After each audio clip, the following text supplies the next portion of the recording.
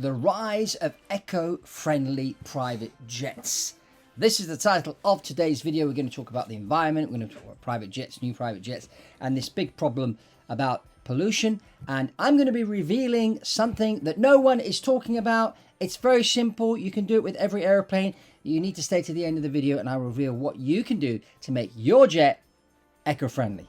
So, my name is Fabrizio. Welcome to BizJet TV. If it's your first time here, lots of information here, over 1,000 videos on the private jets industry and how the private jet is really a business tool. I'm an airline transport pilot. I've been in this business a long time. Also the author of the book, The Quantum Economy, all about private jets and how many different people are using the private jet as a business tool and how it is really exponentially growing their business and bringing them into the quantum economy. So lots of information in this book. You can click on the link below, just take you to the Amazon page to get yourself a copy. Aviation, airplanes contribute to about 2% of the pollution in the world today, while cow farts contribute to 15%. But there seems to be a lot of talk about airplanes and how bad they are. I mean, I came back from the States a few months ago down on London Gatwick, and there were protesters in the airport complaining about the airplanes polluting the air and destroying the planet. But I didn't see anybody outside McDonald's complaining about people eating hamburgers. So, you know, if people were to eat less meat, then obviously we would need less cows and there would be less cow farts. And maybe that's the route we need to go down more than the airplane thing. But, you know, you could probably say, well, you're biased because you're a vegetarian and you're also a pilot. So, of course, you're going to be pro-aviation and anti-meat. I'm not anti-meat. If you want to eat meat, fine. No problems. But anyway, so that's just, you know, some facts that are out there. But, you know, the press like to talk about airplanes being these bad, terrible machines that are destroying the planet. But, you know, if you look back, since we have had airplanes, a lot of good things have happened in the world. I mean, the first flight of the Wright brothers, 1903, 66 years later, we landed on the moon. Today, you know, you can go on Amazon and order something, and within a few days, that package will land on your doorstep. But that package, how does it get from where it was to your doorstep? Very often on an airplane. In fact, Amazon own a fleet of airplanes that fly around the world night and day, you know, taking cargo from A to B. And it allows us to enjoy stuff. I mean, you order a copy of The Quantum Economy, wherever you are in the world, you go on Amazon, you order this book, it gets printed at your local Amazon office or wherever it is nearby, and then delivered to your doorstep. This is how my book is getting out to people around the world. So, you know, we're being environmental friendly with this. I wrote it here. It's now distributed all over the world. But a lot of other books and products and services, from your iPhone to your sofa to some of your food, get shipped on an airplane. So, SAF, this new type of fuel, which is basically derives from crops. Is this a solution for it? Now, a number of airlines have started to experiment with SAF. Also, a number of private jets have been flying with SAF fuel. Unfortunately, it's 4 times more expensive than normal Jet A1. So we go down that route. At least initially, it's more expensive. Then gradually, if more and more people adopt this type of fuel, the problem there is going to be, you know, the farms are going to be used to grow crops to produce the oil for the aeroplanes. So is that really a route we want to go down? The other thing there's a lot of talk about is hydrogen fueled aircraft. And that's another thing out there. And of course, we've got the electrical aircraft and electrical vertical takeoff and landings. So those are all other things which are being developed. But today, in the private jet world, you buy a new airplane, a new Phenom 300, for example, built by Embraer. The engines on that Phenom 300 are a lot more efficient than the engines on a Citation 1 that was built in 1971, for example, which you can still buy and fly, but it will pollute the air. It will burn a bit more fuel than a more modern Phenom 300. So, of course, if you're buying a more modern aircraft, because the engines, the aerodynamics, also the avionics, which allows the pilots to fly the airplane more efficiently, all play into bringing the fuel flow lower. And so burning less fuel, and if you burn less fuel, you're going to pollute the environment a lot less.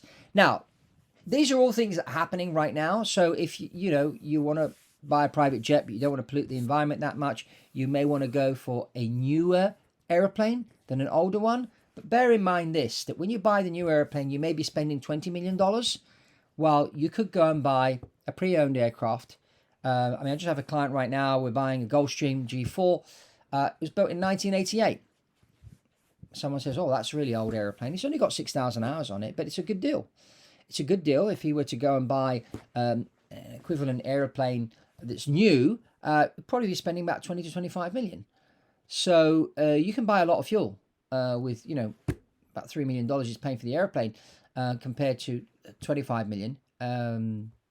So, you know, how much more fuel is this older airplane going to burn compared to the new one?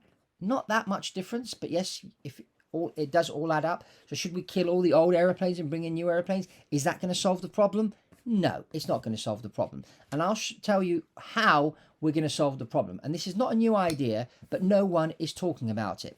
Now, the other day, I was test flying a new flight simulator, Boeing 737 simulator, and I was showing this young man how you can actually fly an airplane in a way that you're not going to burn that much fuel. We did what's called a continuous descent approach, where basically from 35,000 feet, you put the thrust levers into idle, the airplane starts to descend, and as long as the pilot descends at the right moment and air traffic control are cooperating, the airplane will descend. Now, when you put the thrust levers to idle, the fuel flow goes right down, so that the airplane is now burning very little fuel compared to when you got the thrust levers up at 60-70%. So airplane's descending, it descends all the way into, we're descending into Blackpool in the UK, which is in the northwest of the UK on the coast, and we're coming in, we line up with the runway, coming into land, and, you know, 10, 9, 8, 7, 6, 5 miles. It's just me out. You're putting the landing gear down. I said, no, just relax. Don't worry. As you can see, the thrust levers are still idle. Okay. And then at about 2.5 miles, we put the landing gear down. The airplane perfectly stable by 500 feet. And we landed. And I said, you see?